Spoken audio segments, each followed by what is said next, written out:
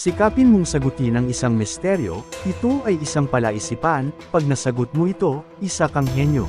Isang batang babae ang natagpuang pinatay sa unang araw ng pasok sa paaralan. Sospek ng pulisya ang 4 na guro at tinanong silang lahat kung ano ang kanilang ginagawa noong alas 8 ng umaga nang mapatay ang dalaga. Ang unang tinanong ay si Mrs. Winters, nagmamaneho ako papunta sa paaralan at na-late ako. Pangalawang tinanong ay si Mr. Taft, nagche-check ako ng English exam papers. Pangatlo ay si Mr. Bruckner, nagbabasa ako ng dyaryo. Panghuling sospek ay si Miss Klein, kasama ko ang asawa ko sa opisina ko. Sino ang pumatay at paano natukoy ng pulisya kung sino ito?